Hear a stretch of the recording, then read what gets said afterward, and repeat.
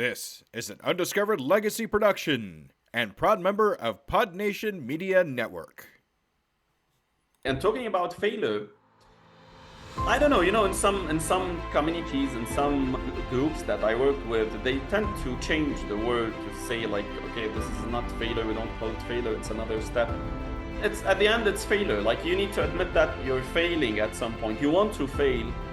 You want to see that failure if it happens. You need to learn it. But most of us try to limit it or hide it or say that, okay, this is a step. Like, I need to admit that we failed, because I've been failing for 10 years when I started.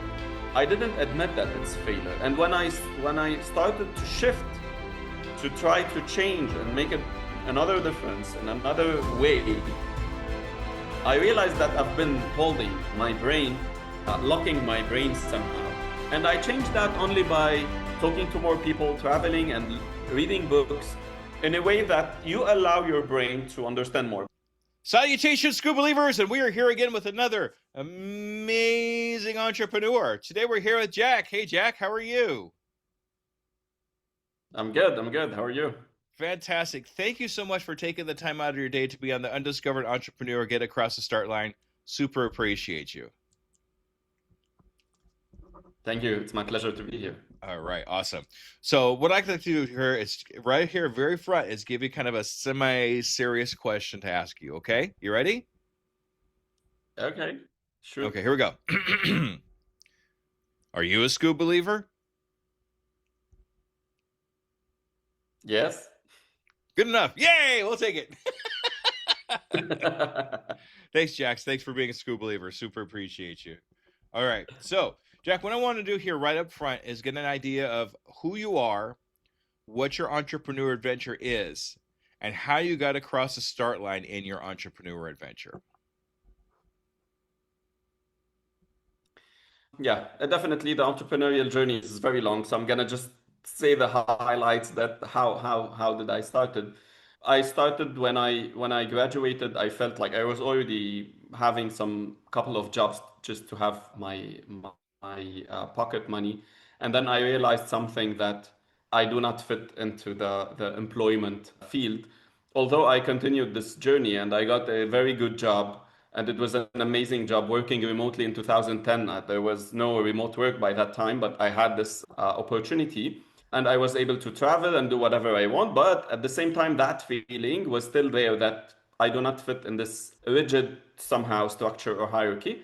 So I decided to start my first venture in 2011, and I'm in digital technology. So I started my first digital agency. It was, by that time, Facebook was like 3 years old, and mobile websites and so on. So it was something new that I was introducing to the corporate field, and I found an opportunity. At the same time, I found something really interesting, that with entrepreneurship, you need to keep working 24/7 every day on yourself before working on the venture. So I like this. But the funny thing is that my first dream job was to be a doctor. So I decided not to be a doctor because, like, many people told me, like, it would be heavy, you need to keep studying for 10 years, 12 years. And I found that entrepreneurship was much harder than that, because you need to keep updating yourself and there's no enough resources. It was new by that time. And then I started another venture and another venture. I became addicted to starting ventures from scratch. And this is something that I do always. Whenever I start a new venture, I don't invest money in it. I started from zero, as if I'm just starting. So that was really a passionate thing to do. Of course, with all the challenges in the region, I'm working mainly in the Middle East most of my time. So it's always challenges. So I love these challenges. I love to find smart ways to move forward. So yeah, mainly this is it. That's awesome. I love it. You know, not all of us are built for a 9-to-5 job, right? Some of us, there's some people that are Yeah, okay exactly. with it and they're going to go ahead and go along with it. That's good for them, but not for guys like us. We want to kind of be in charge of our own time and be able to have the freedom to do what we want when we want, even though 9 times out of 10 what we're actually doing is working. But and do it, but at least it's doing something that we love as people, as who we are, as our authentic selves. Yeah, to you on the outside, it looks like we're working constantly nonstop. But in the inside, in our heads and in our minds, it's like, I love to do this so much. I don't want to stop working because this is exactly where I want to be. And so I love that for most people.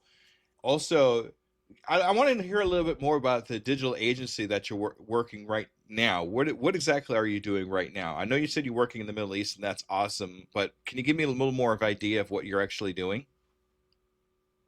Yeah.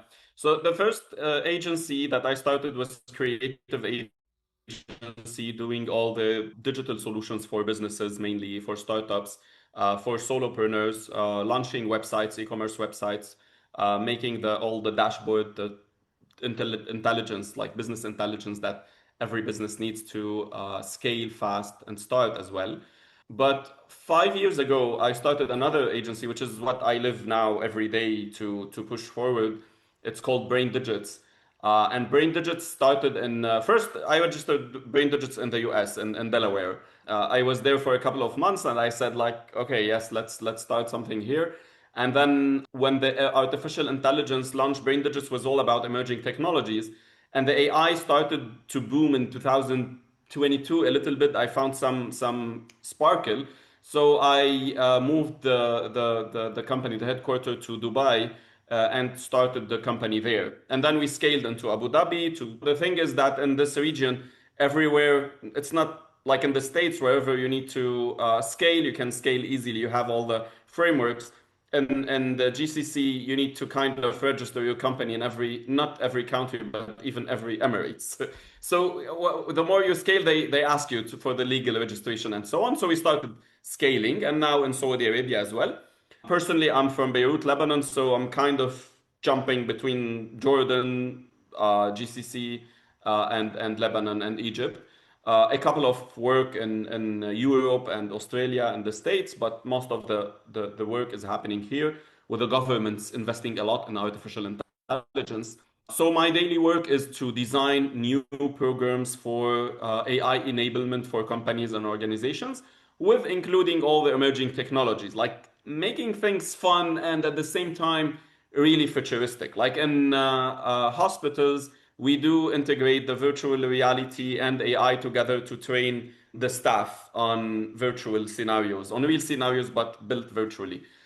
In the banking and government, public transportation, stuff that are related to the people, we love that. This is something that I do every day to create solutions using technology. This is what we do at Brain Digits. And I love it because it's somehow combining my human technology business aspects together and keep my entrepreneurship spirit really high. Ah, love it. That's fantastic. Being able to use AI as a tool more than anything else has been probably one of the biggest accomplishments we've had as humans, as who we are. We just got to make sure that we're using the AI for the right things and using it as a tool, not a replacement for humans, right? I mean, what do you think? I know that's kind of a touchy subject for a lot of people, but what is your outlook on that? Yeah, exactly. You know, there's an example that I always say, and also mention a couple of TED speeches and university most of the time, because this is where this ethical conversation is happening. I go back to the first invention that the human being had, which is fire. And we're having the same pattern. So we invented fire for something good, to improve something, to solve a problem maybe, as an evolution of our thinking. And then suddenly someone decided to burn down a whole village with the same fire that we invented for as a solution, right? So now it's happening again, but with more power, because humanity is more powerful today. Human beings are more powerful today with their thinking and the tools that they can do. The intention, maybe it's the same. The same person who wants to do good and too bad. I think it's the same feeling as emotions, but as the technical part of it is becoming really advanced. So now you can destroy maybe a whole country with one virus, maybe to shut down a whole, and we've seen it. You can shut down a whole industry with just a virus. So this is the difference, and I think the challenge is there forever. Like who use things for a good in a good way and who do it in a bad way, or to cause harm and to have personal benefit only. I believe that today AI needs more understanding than the technical perspective. We need to go beyond to find why do we exist again as human beings? What do we need to do? Now we have more power, what we can do with that power. What are our problems? We need to rethink our problems and our solutions because we're rethinking all industries now. And this is what I love. And my PhD research currently is about the future of nations with these emerging technologies. Because I don't believe that the next generation would just, do business as usual and just do things as we know it. They will reinvent many ideas. So it's kind of weird to put AI today as just one technical solution that is affecting people jobs and doing harm to some people. It's more like a reinvention. Same like we faced the internet in the beginning. How did we face internet? It was the same, I think, moving the whole information that we know as we know it into an web browser 24/7 available. And now we move the thinking to that phase. It's not information now. We for the first time in history, thinking is happening outside our brain. So that's something to reconsider again. Absolutely. It's kind of like having a second brain, right? You have your brain and then you have Exactly. the And brain of. multiple brains at it. Exactly. Yeah. But it all works out. It helps us along, especially if you need to come up with ideas and you're like stuck. At least you have something else that you can go to with an idea and then maybe get a tidbit of information that kind of breaks through that barrier that you have in your head, and you never would have had that if you didn't have that second brain, right? Yeah, exactly. Exactly. Like someone to or something to validate your ideas with keeping the risk of sometimes if we don't push our brain, we don't see our real self, we could end up being all the same, having the same reference also is a problem. But this is where we encourage in schools and universities and with parents, we encourage the way that you need to bring the critical thinking and the the values, purpose-driven leadership. You need to empower these skills. So I think the human skills, or what we call soft skills, is what we need to empower today more than the technical skills, because you can do anything just with a click.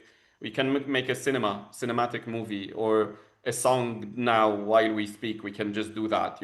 So if you can do that, what would you do? This is the question. What would you do to make an impact? What would you do to make a difference? And this is how I ask most of the time students, because it's scary to just leave them to just talking to AI and tell them what to do. Yeah, we need to take that information and do something with it more than anything else. It's nice to have the Exactly. information, to know the information, but it's what we do with that information that makes the biggest difference and makes the biggest impacts. Oh yes, yes, exactly. Yeah. All right. So I'd like to backtrack just a little bit. And you told me earlier that you like to bootstrap. You like to bootstrap new business and things like that. So if you were to have somebody that says, "Hey, how did you start your businesses?" and I want to start a business too, but I need to bootstrap it. Like I need to have my own money. So can you give me just like a little bit of an example of how we can actually bootstrap our own business? Yeah. This is actually an advice that always give to entrepreneurs, to aspiring entrepreneurs, and most importantly, the number of entrepreneurs that I talk to, and they made it to the top. They got big like series of funds and so on. The only when they face a problem, a big problem that they like almost shutting down their business, they all tell me whenever I talk about bootstrapping, they tell me we wish we went that way, not raising funds immediately. Not because of the fund, but because what you can learn in that journey, not about yourself only, about your venture. Where can you be and what it can do? Because I don't believe it's just launching a business is about understanding what you're doing. It's being ready to allow that business, allow that venture, allow that idea to take you to the maximum. Because imagine now in 1,000 years, if you fast forward to the future, if you can imagine, we won't be talking about the same problems today. It would be like something really old, right? So we have that potential to fast forward. The only thing that is limiting us, it's not technical, it's not what we have today, it's our brain, how far we can think. And I think evolution is happening with that way. You can see something in the movie, someone decided to imagine something and created a movie out of it, and then suddenly we see it reality after a couple of, I don't know, 5, 10, 20 years.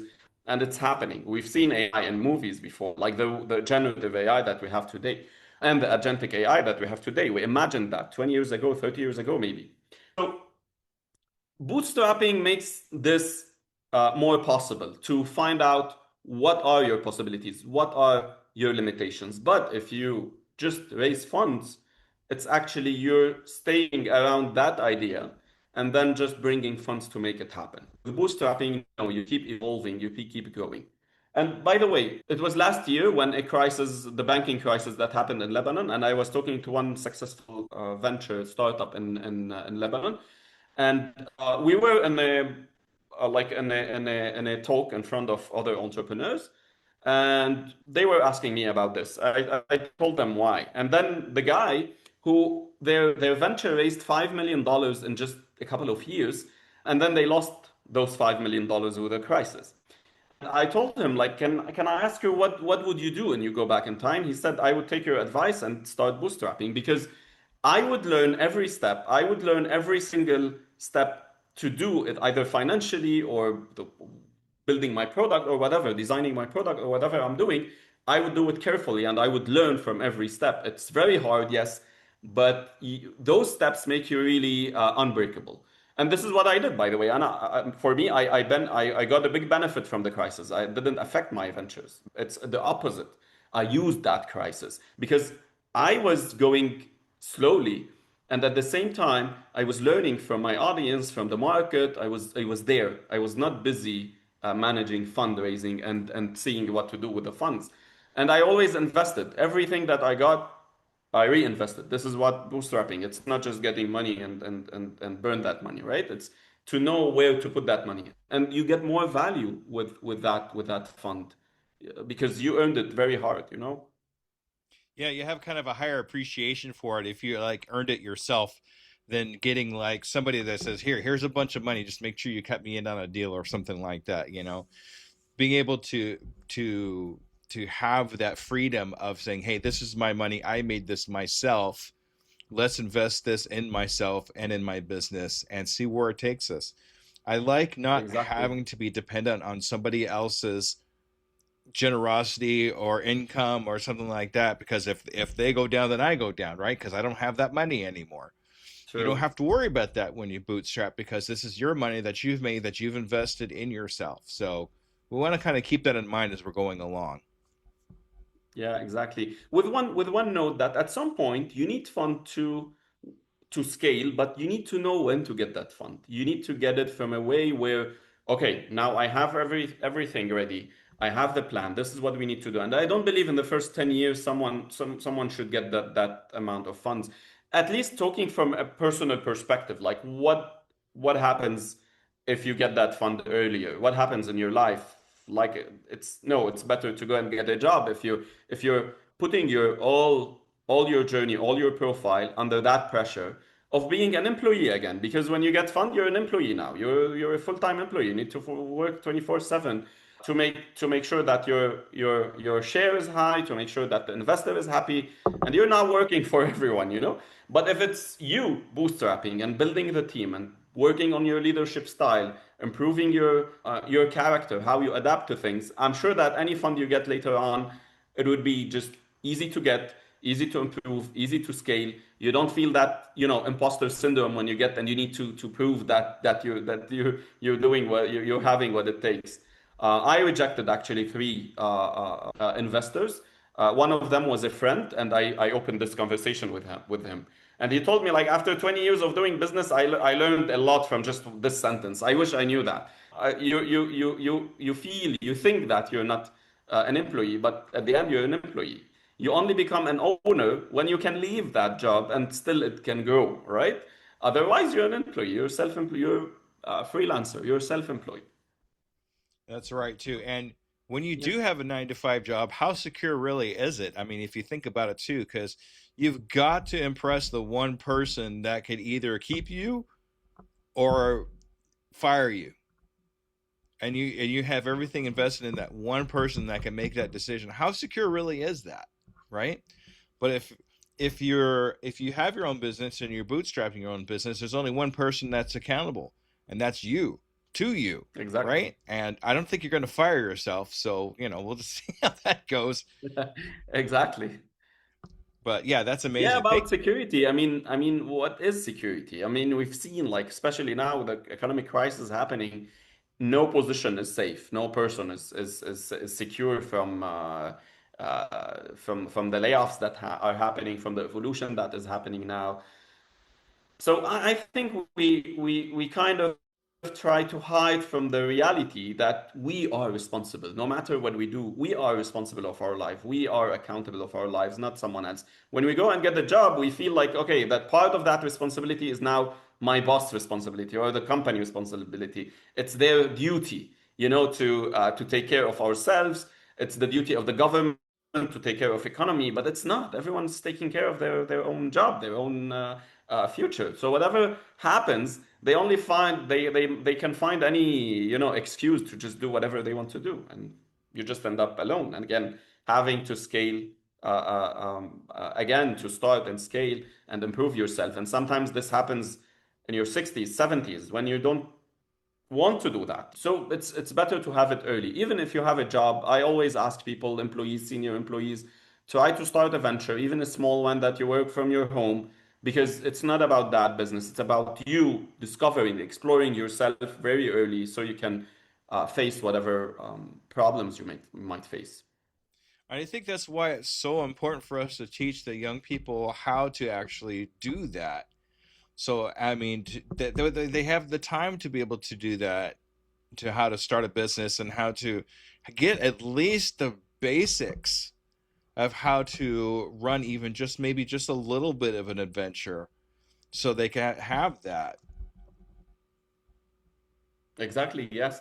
And this is what's happening in most of the universities, that we encourage this, because at the university you're just teaching them the same system. You get a degree, and then you can try to find a job. You wish to have some kind of good job, and when you're starting, but like at the same time they need to explore themselves. And I think the entrepreneurship, the startup hubs that are happening in universities, the entrepreneurship and innovation hubs that are in some universities, hopefully in schools as well, will make people, because I meet those students, those who are involved in such projects, making a startups, even if I really believe that idea is not so good, or that startup will fail in the beginning, or will never see the light, but at the same time I still encourage them, just do it. It's about the journey. You will learn, and eventually, even the big startups today, I mean the big companies today, when they were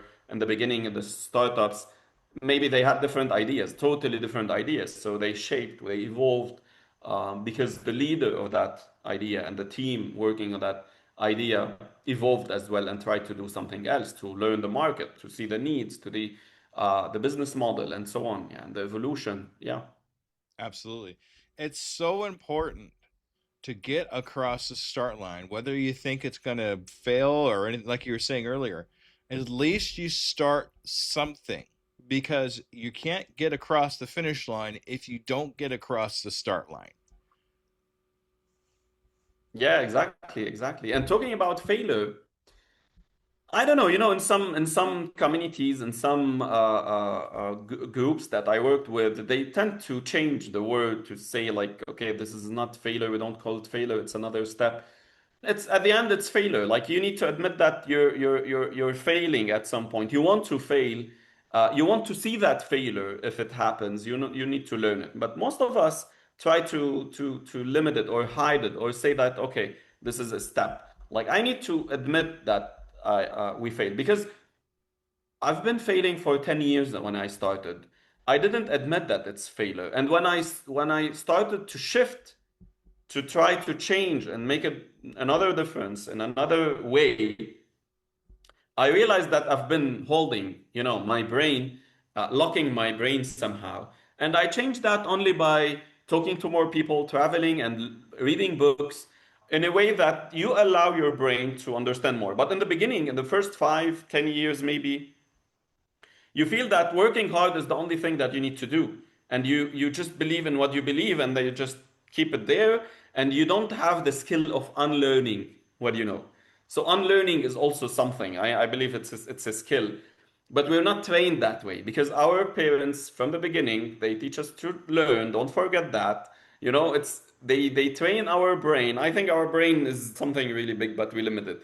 And then at school, you tend to learn to memorize things, and you need to keep it in your brain.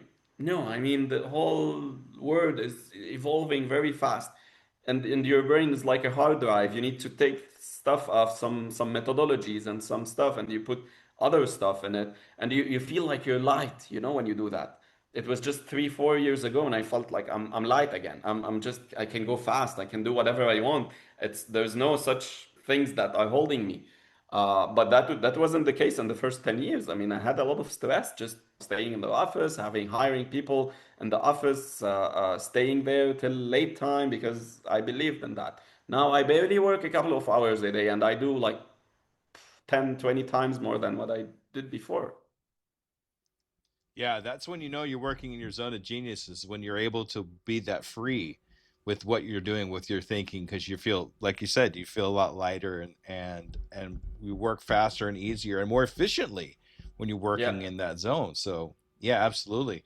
So, we really need to figure a way how to unlearn what we've learned when it comes to things like that too. I mean, when I was in school, if I got an F, it was a failure and that's it. And you might as well give up at that point. That's what I was taught. But now that I know what I know, there's an acronym for fail that I always kind of lean back on. That's first attempt in learning. When we start something new, we have to give ourselves a little bit of leeway to fail because it's the first time we're doing something new. I mean, of course we're going to fail. It's our first time. So we got to give ourselves some grace and some leeway for failure to be able to learn the thing that we actually need to learn. Because we learn more from failure than we do from success. Success, great, we did it. But what did we learn? If we fail forward. We fail and learn something new, something different that we didn't know before that we could change the next time we do whatever it is. And if we have that failure coming, we could see it coming because we've already had the failure once or twice already. So we know what to do to bypass that failure or bypass that hurdle to get to where we need to go. Yeah, I love the fail forward concept. Like it should be always there because I don't know what I see a lot of people just failing and freezing. I will not do it again because it's scary. I mean, I didn't know that and so on. I keep hearing all this stuff from especially people who are working in conditions that maybe they are starting their venture, but the conditions are not compatible as they say that it's not the right time. And I say like it's never the right time. I mean, you're never ready. If you're ready, then you don't need to do it. Like you already do it. You already did it. It's done. You don't need it. If you're not learning something new, then you don't need it. And you need to set your priority. Why you're doing that? Why you're starting? I mean, the more we grow with experience, the more we feel that we need more. We know because we know that there's a lot to learn, and this is what we need to, I think, to spread with others. Yeah, yeah, I like that. Yeah. All right, awesome. Appreciate that. All right. So, if you came across a brand new entrepreneur that's just getting started, if you came across in a coffee shop, whatever, and you found out they're starting a new business, what's one good solid piece of advice would you give them? What's one solid step you'd have them take? Oh, there's a lot. Whenever because I'm on LinkedIn most of my time, I post a lot. So whenever I'm traveling or sitting in a coffee shop, I always, you know, see someone who wants to ask that question. And I feel like, okay, there's a lot of important pieces to share. But first, I always love to listen to them because I don't think there's one piece of advice to any person. Sometimes you find people who are more technical. They build nice stuff, and I was there. I have a development and design background, And in the beginning, I launched in the first 10 years, I launched a lot of ideas. I built them. I didn't just test them, I built them. And it's still there, moving with me because I don't want to lose all that time. And I believe that someday I'd find someone to just cooperate and do it. But it's not gonna happen unless I want to do it. So the first piece of advice is do not fall in love in your idea in a way that you hold it and you don't make it evolve. Listen, unlearn. Listening, I believe, because most of the time they ask you for an advice. I mean, we tend in the beginning to, when we ask for an advice, we don't listen carefully. We just ask for the advice to, I don't know, to prove an idea that we already have. So deep listening is really important. Why is that person telling me this? It's good to ask why. I mean, you can ask them. I love when they ask me why would you tell me this advice? Where is it coming from? Because I want to learn why did you get to that idea? How did you get that idea? How did you get to that to say that advice? What happened with you? I want to know what did you do to get out of that problem, or how did you solve that problem? So learning, listening, keep learning every day, talking to more people. I have like 10 entrepreneurial power cards that I share usually with people that I meet. It's more of by priority, the 10 things that you need to do to empower yourself in that journey. And it starts with personal profile, one, and two is the connections that you make. So, and it's somehow combined. Like you have LinkedIn now, you have Instagram, you have Facebook. You can keep connecting with people, talking to people, give value so you can get value back. And then whenever you need help, whenever you need to do something, you have all that community with you. You have your profile. And this is at least what helped me. My profile helped me a lot because I invested a lot of time in it. And connections. Every time I feel stuck, I go back to people. I go back to talking to people because we kind of, especially now with AI, now we're stuck more in our AI twins that we ask questions, we validate our ideas, and we feel relieved that, okay, AI told me like the idea is great and that's it. No, you need to go to talk to people and be ready to be, to get negative feedbacks, to get the judgment on your idea. It doesn't mean that you take that judgment and keep improving and keep changing your idea, but to find if there is an improvement in that and ask more people to validate it. Yeah, and believe. Do not stop. You always need to believe that you need to keep going. You never stop. Always connect with people when you can and wherever you can. Yes. You I got to mean, it's number understand, one. yeah, you got to understand that these people are not competition. I mean, yeah, they're probably in the same niche as you and that kind of thing, but at the same time, you're going to find more people that actually want you to succeed than not.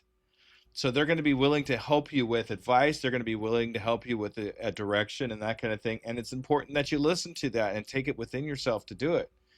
And find the little gold nuggets that you get from talking to these people and incorporate it into your business or whatever it is that you're doing.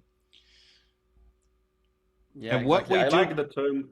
I like the term co-opetition since you mentioned they're not there. Like we are cooperating to maybe compete on a larger scale. Same like with like the airlines did, maybe like the online payments and so on. So they scale, they raise awareness together, they do some strategies together. So the market is bigger, so they can easily compete and do not need to compete anymore. that's right. And that's how we grow. That's how we learn. And that's how we do things. And what we do with the information, whether it be positive or negative, is what really makes us who we are and what we do.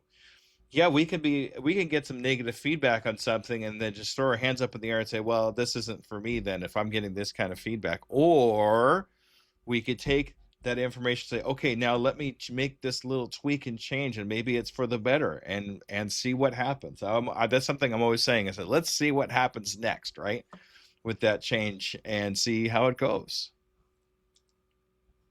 Exactly, yeah. All right. So I have a tradition with all my guests. In the next 6 months, where do you see yourself in your company? Do you have a goal for yourself in the next 6 months? Yes, yes and no. Usually, like I learned it from all the experiences that I had before. And I love something that I did, and by the way, not in entrepreneurship, but in geopolitics, which is about the planning. We say in geopolitics that plans are useless, but planning is everything. So you need to plan. based on my plans, how I see myself, although I keep always a room for surprises and to go totally the opposite. But I'm trying to position Brain Digits, my company, more, although the brands are becoming more about personal, I'll keep always improving my personal profile. But in the next 6 months, I see myself leading the discussion of AI, especially in government and education and health sector, somehow with the key players in the region. Hopefully, it's going to happen in the next 6 months. The war in the Middle East, it like tends to slow down all this plan. But yeah, I believe we can make it in the next 6 months. All right. So what Fingers I'd like to crossed. do with you, Jack, is I'd like to have another interview with you in 6 months and see where life has taken you, what kind of changes you've had, and see where Brain Kids went to. Is that okay? Amazing. Yeah, I feel like it's challenge now. That's right, because you're not just accountable to me, you're Yeah, accountable to all my school believers out there. So no pressure, okay? yeah, yeah. That's amazing. Sure. Right. All right, Jack, this is your time to shine. This is the time where I want you to advertise yourself. How do we get a hold of you and all that good stuff? Okay, ready, set, go. Okay, so um, first, regarding what I do, I encourage first everyone to get a step and get involved in what is happening, not just with artificial intelligence today, but also in the leadership conversation that is happening, the change of leadership that is happening.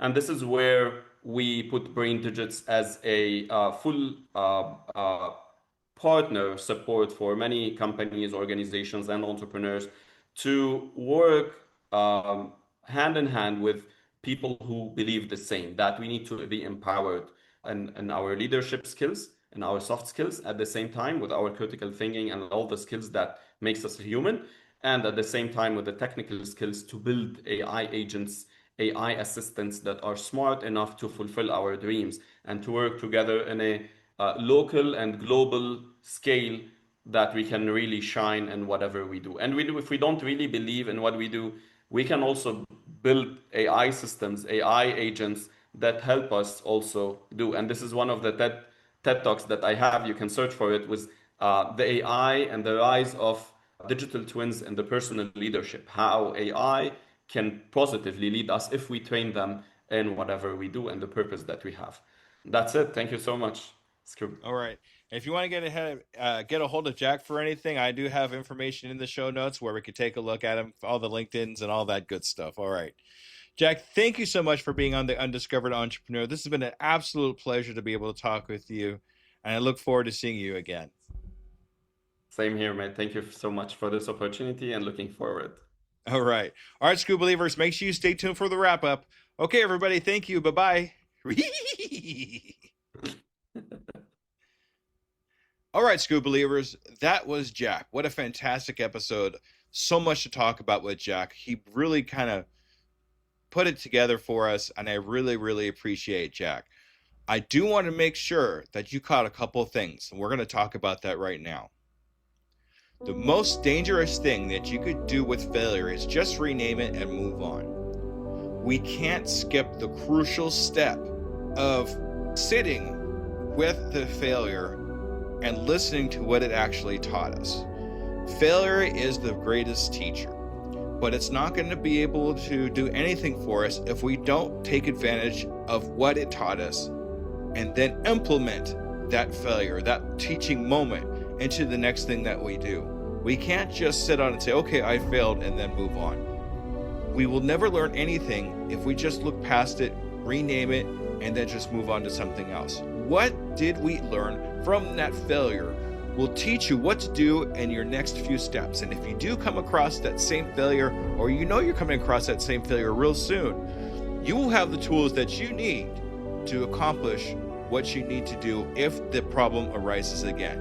So don't miss the opportunity to know what you learned from that failure. Unlearning something we know is not just giving up.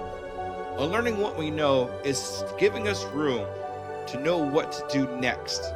That way we can clear out from the mental hard drive what we don't need anymore. We learn so many things as we go along, but eventually there are things that we need to unlearn. Things don't serve you anymore. Move past those things and use the tools that you learned from the failure as the thing that you need to learn now. Put it in that mental hard drive. Always make room for the things you need to know. And the only way we can do that is to unlearn the bad habits, unlearn the things that don't serve us, and relearn the things that will serve us. And that will get you across the start line in your entrepreneur adventure. And with that, I want to say thank you, Scuba Believers, for another great episode. Subscribe right now to keep informed about some new things that I got working that are coming up really, really soon. If you can, comment and let me know what you took away from this episode. It's very important for me to know. All right, Scuba Believers, thank you. Bye-bye.